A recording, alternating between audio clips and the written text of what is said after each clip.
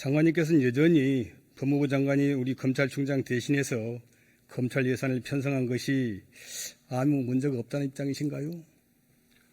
지금까지 제가 보고받기로는 규정상으로는 문제가 없다고 보고를 받았고, 필요하면 법률적 개정이 필요하다. 그 법률이 개정되면 저희들은 그렇게 따라서 할 거다는 입장입니다. 장관님께서도 실력 있는 법조인이시기 때문에 관련 법을 보시면 다 할 수 있는 문제입니다. 뭐 보고를 그렇게 어떻게 하시든 간에 장관이 직접 보고 한번 판단해 보시길 바라고요. 화면을 좀 봐주시기 바랍니다. 본 의원이 한국헌법학회 회장을 지낸 서강대 임지봉 교수에게 관련 연구 영역을 정식 의뢰해서 결과 보고서를 바로 어제 받았습니다. 그래서 들고 나왔는데요. 이것입니다. 시간 관계상 결론만 좀 읽어드리겠습니다. 첫째, 법무부 장관이 검찰총장을 대신해서 검찰청의 예결산 업무를 수행하는 행위는 국가재정법에 대한 물리적, 문법적 해석의 한계를 넘어서는 것으로서 국가재정법에 명백히 위배된다. 둘째, 법무부 장관이 검찰총장을 대신하여 검찰청의 예결산 업무를 수행하는 행위는 검찰총장이 예결산 업무를 포함한 대검찰청의 사무를 맡아 처리하게 하고 있는 검찰청법 제12조 제2항에 위배된다.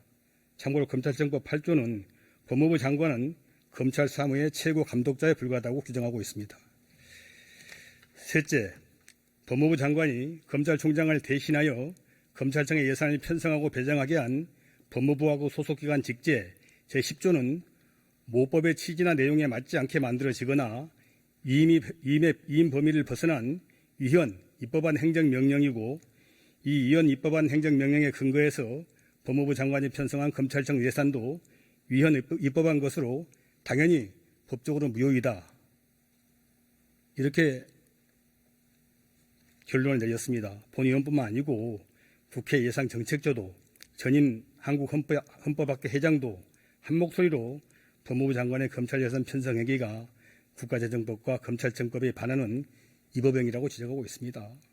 우리 법무부 장관과 기재부 장관 감사원장이 이런 명백한 위법행위가 아무 문제가 없다는 궤변을 고집하는 이유는 그 위법행위의 당사자와 방조자이기 때문이라고 생각합니다. 이는 윤석열 대통령의 대선 공약이자 국정과제에 역행하고 장관님이 윤석열 대통령을 거짓말쟁이로 만드는 임명권자에 대한 일종의 난 배신행위라고 생각합니다. 그럼에도 여전히 법무부 장관님 검찰 예산을 대신 편성해야 한다고 문제없다고 계속 고집 피우실 겁니까? 어쩌실 겁니까? 박 장관님. 저희들이 이게 다른 이유가 있어서 저희들이 예산을 법무부가 편성한다고 검찰에 대한 장악력이 높아진다거나 저희들 그렇게 생각하지 않습니다.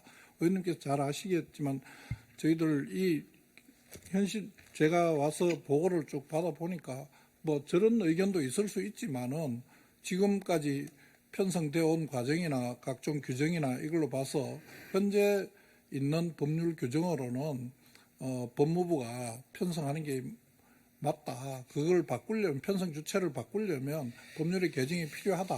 이런 이야기입니다. 의회에서 이 부분 법률 개정을 하시면 저희들이 다 따라서 할 수밖에 없는 그런 입장입니다. 아니, 장관님, 그렇게 할 겁니다. 장관님, 현직 윤 대통령 공약사항이고요. 100대 국정과제에 들어 있어요. 법률 개정이 필요하다고 느끼시면 정부안 제출하십시오. 왜 이렇게 이런저런 핑계 대면서 이렇게 꼼수 입법행위를 하고 계십니까?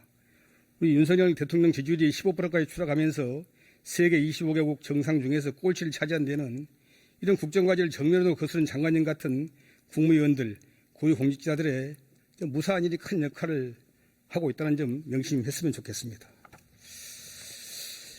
장관님, 예. 올해 검찰 예산이 얼마입니까? 저희들 4조 5천억 정도가 법무부 전체 예산으로 알고 있습니다. 아니, 검찰 예산 말입니다.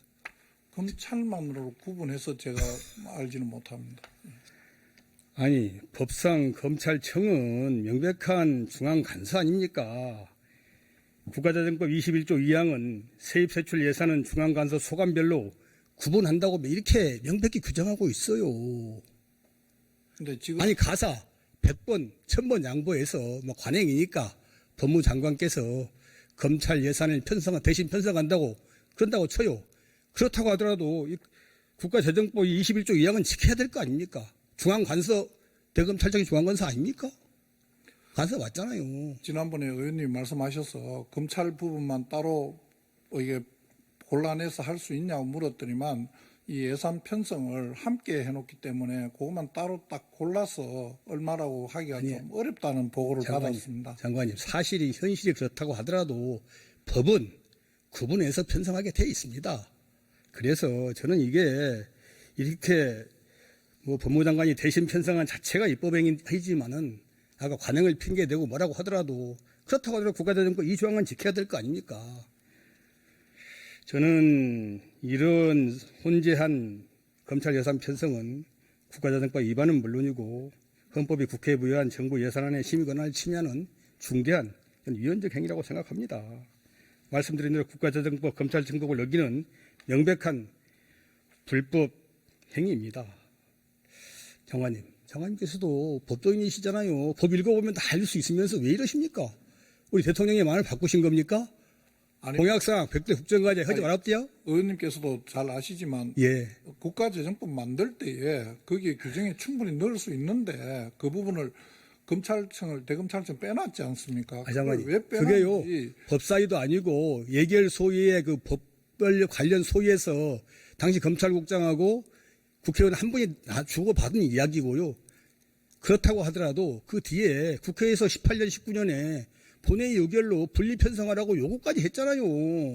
2번 요구를 했는데 그걸 안 들으시면 어떻게 해요.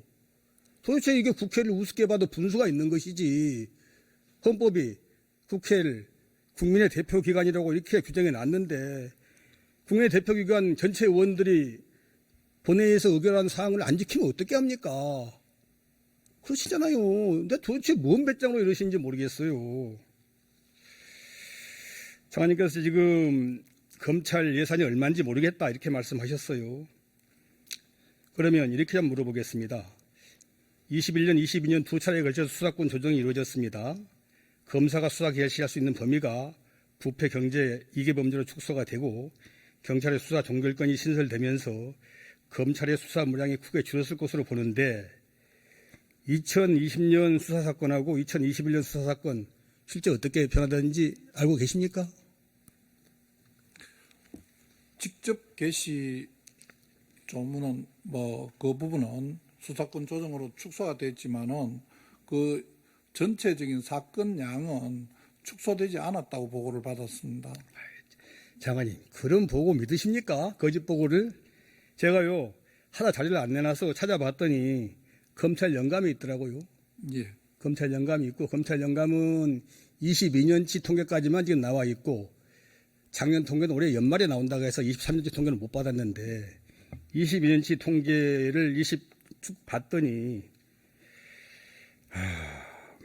이렇습니다. 표를 좀 보시면 아시겠지만은, 검찰의 사건 처리 인원은 20년에 221만여 명이었다가 1차 수사권 조정이 시작된 21년에는 148만여 명으로 급감합니다. 수사권 조정 전에 비해서 3분의 1이나 감소했습니다. 이렇게 검찰의 수사 업무 부담이 3분의 1이나 줄었는데 검찰 몫은 나랏돈 예산 줄었습니까? 3분의 1이나? 안 줄었잖아요. 저희들이 법무부의 비협조로 검찰청 전체 예산을 확인하지 못한 상황이지만은 법무부 예산 중에서 검찰 활동 예산란이 있더라고요. 그거 좀 따져봤어요. 이 검찰 활동 예산 해마다 증가했습니다. 2020년 3,207억 원이던 예산, 1차 수사권 조정이 시행돼서 사건이 3분의 1로 줄어든 2021년에도 3,330억 원으로 무려 93억 늘어났습니다. 22년에는 3,335억 원을 거쳐서 23년 3,381억, 올해도 3,501억 원으로 또 늘어났어요. 내년도 정부 예산안 제출된 검찰 예산, 활동 예산은 3,537억 원으로 꾸준히 상승세입니다. 반면에 다음화면 보시면 아시겠지만 이 수사권 조정에 따른 경찰 수사 인력과 예산 변화 내용입니다. 경찰 수사 인력은 2020년 22,478명에서 21년에 33,423명으로 대폭 증가했습니다. 50% 이상 증가했고요. 경찰의 범죄수사 활동비도 20년 2,068억 원에서 매년 급증하면서 올해는 4,010억 원으로 4년 만에 2배 가까이 늘었습니다. 우리나라 인구가 감소하는 판국이니까 아마 국가 전체 수사무 총량은 크게 변함이 없으리라고 봅니다. 수사권 조정에 따라서 경찰의 수사인력 예산이 이처럼 크게 늘었다면 당연히 그만큼 검찰 수사무는 줄었을 것이고 그에 따라서 수사 인력 예산 감소에 맞는 거 아닙니까? 의원님, 제가 아까 말씀하신 중에 검찰 예산을 제가 한번 따로 뽑으라고 했는데 보고를 못 받았다고 말씀드렸는데 방금 보니까 1조 2,260억이 검찰 예산이라고 합니다.